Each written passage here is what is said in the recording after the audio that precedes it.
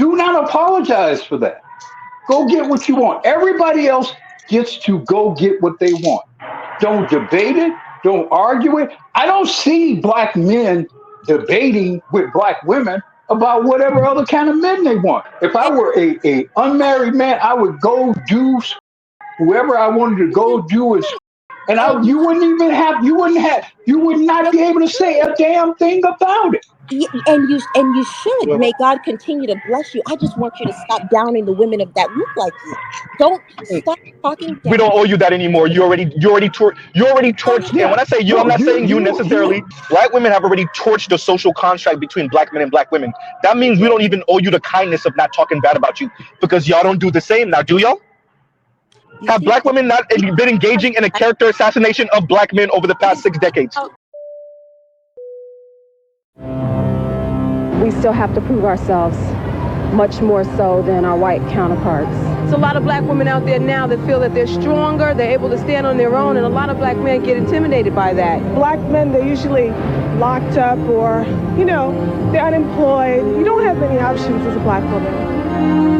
What do black women want? They speak out next. Thinking back in the 1990s, it was wild being a student that was in advanced placement classes as well as taking part in a variety of extracurricular activities to come home to talk shows speaking about the fact that black men were underachieving. We were an endangered species, that there were no good ones of us for black women to date. This was a common trope that we heard on shows like Sally Jesse Raphael. It was strange to see only one side of the argument in the black community argued on national television on a variety of channels over and over and over. But that's exactly what Sally Jesse Raphael did. Any look at any group of statistics will show us that we're in bad shape, that we have the worst unemployment statistics, the worst healthcare statistics, that we are living in public housing, we are being preyed upon not only by external forces, which as black people in this country we've always understood about the Klan, we've always understood about racism. The problem that we have now as black women is that we're also being preyed upon by our own people. We're also being preyed upon. We're afraid of our children. I would say that I think that one of the biggest problems that we have as black women is that we continue to look to other people to save us. We believe in the dream of integration. We believe that white people will save us. We look to our men to save us, and that's a real big problem that we have to get over by believing that we can define our problems and we can coalition with other people, but we cannot depend on them to save us. Do you see? That's a yes or no question. That's a yes or no question. That's a yes or no question, Jess. Why? Jess, that's a yes or no question. Down women. You see how emotional and how feminine you. I'm okay, Jess. I'm okay with you calling me feminine. I don't even think I owe you any type of masculinity that you would appreciate. One of the biggest complaints among black women is that there aren't enough black men to go around. You just mentioned that. All right. In a recent study, it was reported that 1 out of 6 black men married a non-black woman. Carol, do you think this is affecting the black woman? We live in a culture that encourages all women, and certainly black women are no different, to feel that men are what we need for our salvation. We do not have men to depend on, many of us as black women. And while we may have lots of theories about why, the thing we have to start focusing on is, what are we going to do about it? If we live in a public housing complex that is 90% women and children, we can't sit around all day and say, where's the men? We need the men. Where are the men? We have to begin to say, what can we as women do to raise these daughters and to raise these sons so they are loving, positive black people who are centered in our community? If we wait for the men to come back, if we wait for the men to get out of jail, if we wait for the men to become loving, family-oriented men, we'll be dead and gone before all that changes. He going back. You see, this is why a lot of black men, you don't get a lot of respect.